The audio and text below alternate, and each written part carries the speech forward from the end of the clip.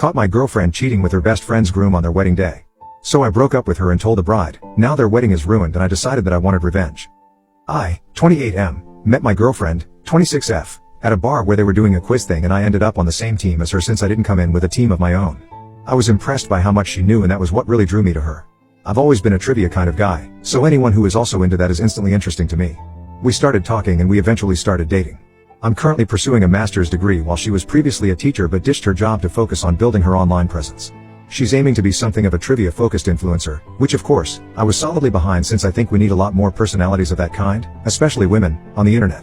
Anyway, when she was in high school, she had a really great friend who we're going to call May.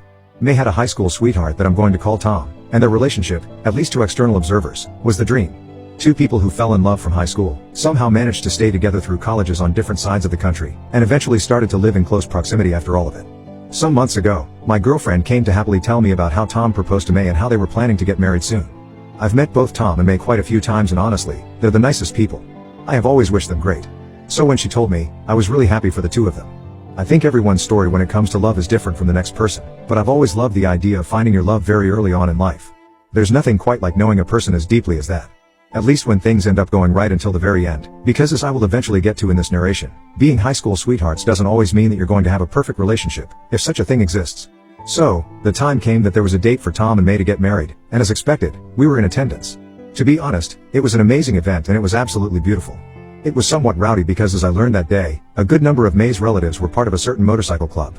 Apparently, it was a thing her extended family was proud of, but she was one of those who didn't follow that path. They were all good people though. Some were rather scary but it was easy to get along with them.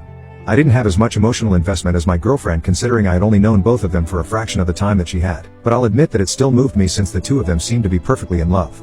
Now, things started to go wrong when I found myself making small talk with one of the other guests who attended the same high school as the couple and my girlfriend. I tried to point my girlfriend out to him, and when I eventually found her, I saw that she and the groom were close to a wall and they both had serious faces on. The bride was somewhere else, chatting with some of her friends. Here's the thing. I don't think I would have had an issue seeing Tom and my girlfriend having a private conversation. That wasn't the issue that I had. It's the fact that on Tom and May's wedding day, the conversation seemed to be way too serious, at least from where I was standing. I made a mental note to ask my girlfriend about it. When the night finally rounded down in intensity and we went back to our hotel room, I brought it up and asked her what they were talking about that seemed so serious on a day that was meant to be extremely happy for everyone in attendance. She initially said, "Oh, it was nothing." But that answer just raised my suspicions further. I told her that it obviously couldn't be nothing and I think she realized that she'd have to say something if she wanted to make it clear that it really wasn't a big deal. According to her, he was just having the typical "am I making a mistake?" wedding anxiety and she just helped him settle down since they've known each other for so long. It was a somewhat convincing answer and even though I had a lot of questions like why it wasn't one of the groomsmen giving the kind of pep talk and why it seemed like they were having more of a back and forth than a motivational speech, I just left it. However, when I noticed that she was constantly in conversation with someone on a messaging app on her phone, I started to get curious about what was going on. Every time that she picked up her phone, her face would get a bit serious and that was when I think I fully embraced my suspicion. Cheating wasn't on my mind though. I simply felt like there was something she didn't want to tell me, for whatever reason. Perhaps Tom told her something very personal and she swore not to tell anyone, but I needed to know that for sure and I made the decision to go through her phone. Honestly, it's not the first time that I'm looking through her phone. I've done it on 2 other occasions when I had really strong suspicions that she was hiding something from me, and both of those times, I didn't find anything of note. As much as you might say a lack of trust is what leads someone to check their partner's phone, I feel like what she doesn't know won't hurt her, and it also lets me see whether the truth tallies with what she tells me. On those other instances, I found out that she wasn't hiding anything, which certainly made me trust her more. This time around, things were different. I eventually grabbed her smartphone when she went to sleep and that's when I went straight to her messages with Tom. He was the one that she had mostly been talking to that night by the looks of things. There were a lot of messages there on that same wedding day though most of them were from after we got back to the hotel room.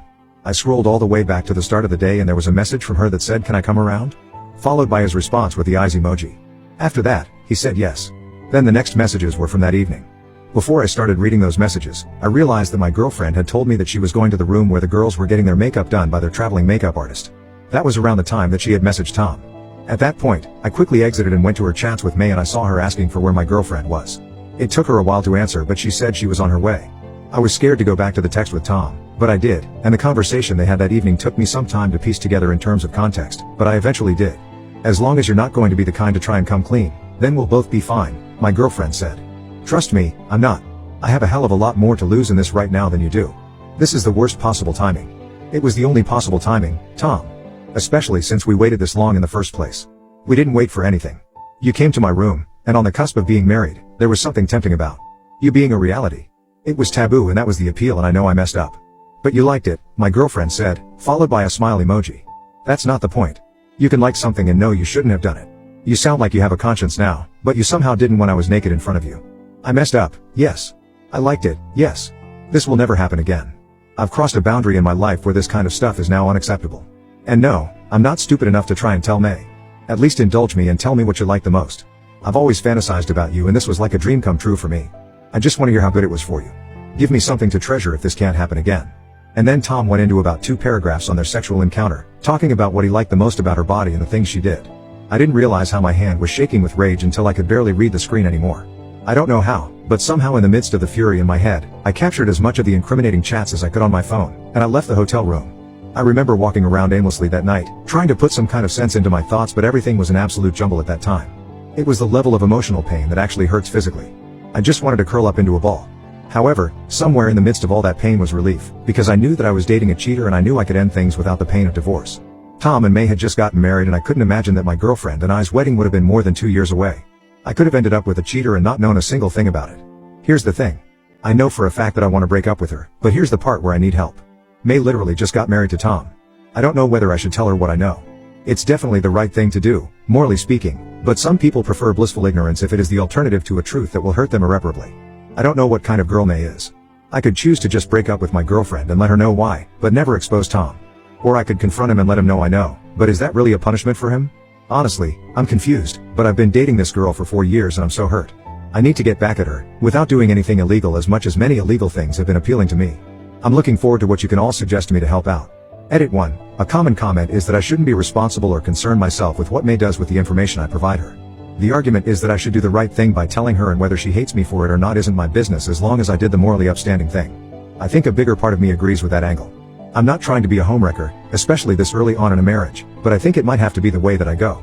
Edit 2. There was one comment that said I should get in bed with May, seeing as it is the most equal form of revenge that I can exact. I was amused by that, and it seems like the commenter was joking, hopefully, but I don't roll that way.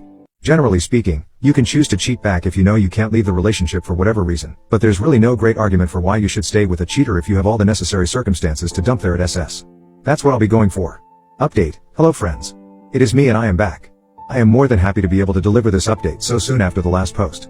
I think it has been just about a month or so, but I'm very happy with how things have gone, and honestly, I don't think that they could have gone any better than they have. Let me get into it. The first thing I did was to get rid of my girlfriend.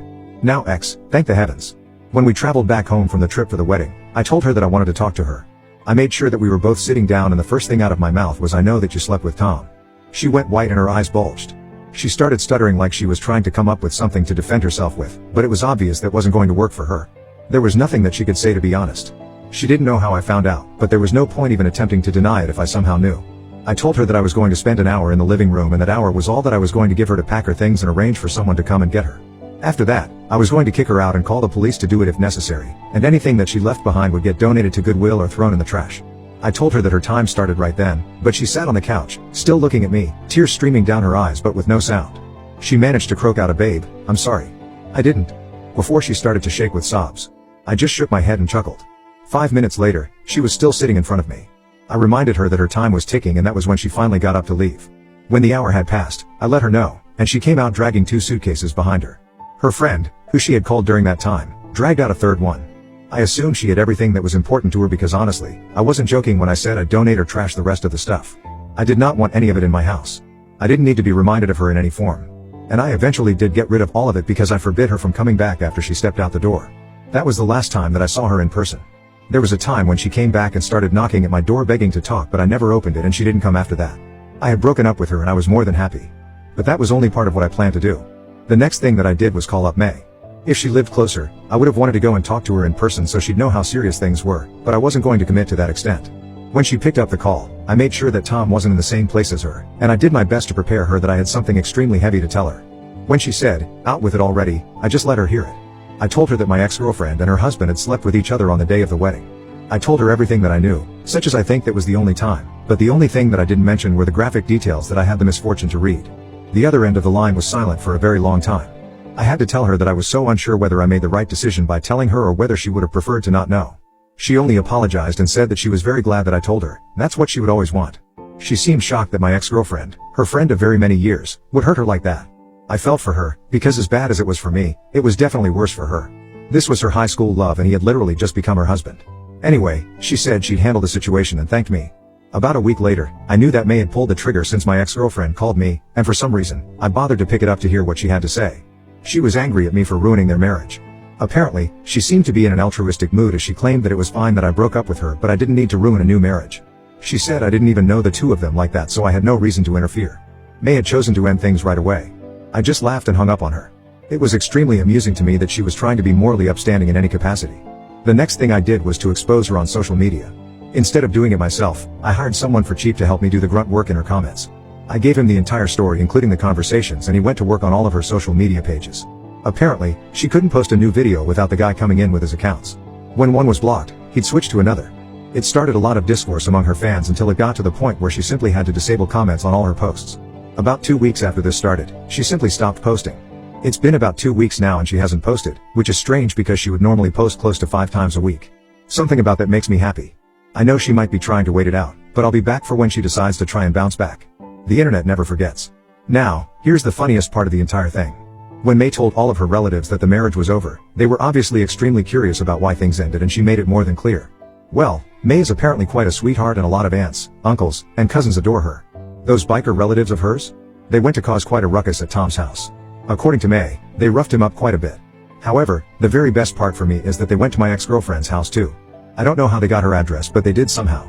They didn't hurt her, but they certainly scared the crap out of her and last I heard, she had left her sister's place and moved out of the state.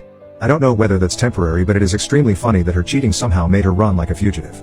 So, I broke up with her, made sure the cheating groom was caught by his wife, did my part in dismantling my ex's online career, kicked her out and tossed some of her stuff, got the AP beaten up just enough, and had my ex frightened to the point that she ran out of state. To me, that's as great as revenge can go and I honestly feel a whole lot better. Being cheated on isn't fun, but it seems revenge is the right medicine for it, especially if you do it properly. Make sure it hurts, brothers and sisters, and you'll feel better for it. Thank you to everyone for all the help and assistance along the way, and I'll be sure to return the favor to other posters who need help.